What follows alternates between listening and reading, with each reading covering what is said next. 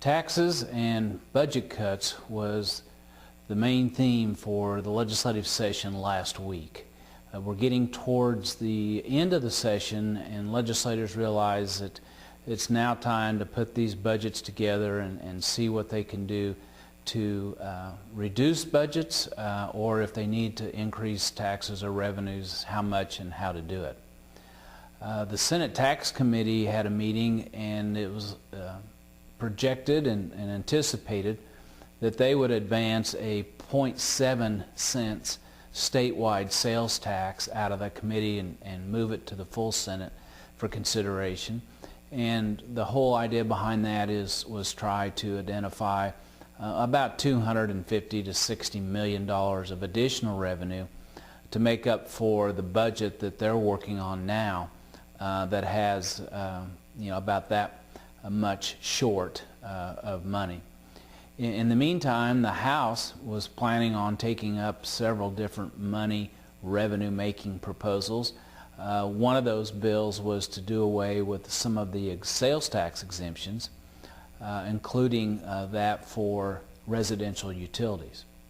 Fortunately, from our perspective, the Kansas Livestock Association, the sales tax exemptions that farmers and ranchers depend on in their businesses, the inputs, the sales of goods, really hasn't been talked about much and was not anticipated to be offered in this bill.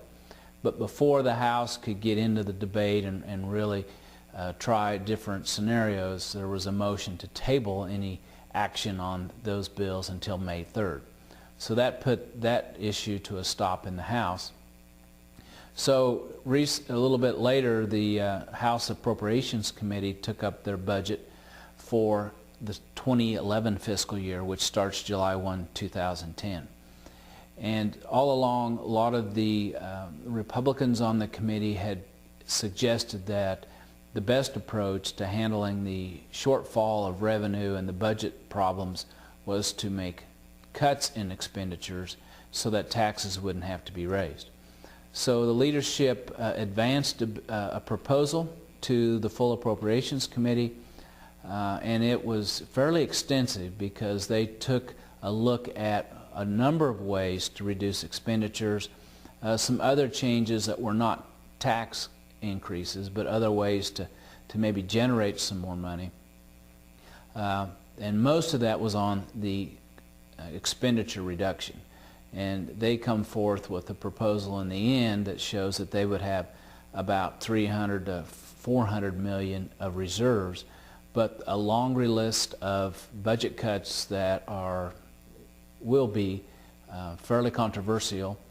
Some of these, just a few of them, included a 5% cut for all salaries of state employees, shutting down most state offices at 3 o'clock on Friday, and a whole host of other ideas, including some change in the expenditures for education, essentially saying we'll just use the same amount of state monies for the next fiscal year that we've used for education, even though there's several hundred million of federal money that was used for education last year that won't be available. So now there's a lot of dialogue about how this may impact school districts as it relates to the reliance on property taxes, and even more so in the rural areas. So that will probably come to a head this week when the full House takes up the budget bill. In the meantime, there's been some discussion, and the Senate Transportation Committee has had a couple meetings, and they would really like to advance a multi-year transportation plan. The one that's been in existence for the last 10 years is set to expire, and so they want to put something in place which will likely include an increase in the gallonage fuel tax, probably a registration fee increase for vehicles, and even a slight sales tax increase. Those were discussed last week, and before at the last meeting that they had, the Senate Transportation Committee made a specific decision not to advance a proposal, so that may or may not be addressed before the session ends. A couple of issues very specific to the livestock industry. One is a bill to increase fee revenues for the Kansas Animal Health Department.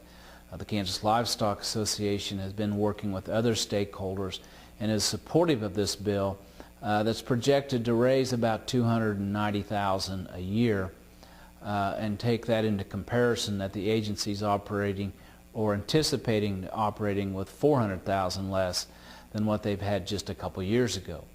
So that means that even though this fee bill may pass, if it does, the agency will still be leaner and have fewer employees than what it did a few years ago. But that bill is now up for consideration on the full Senate this week.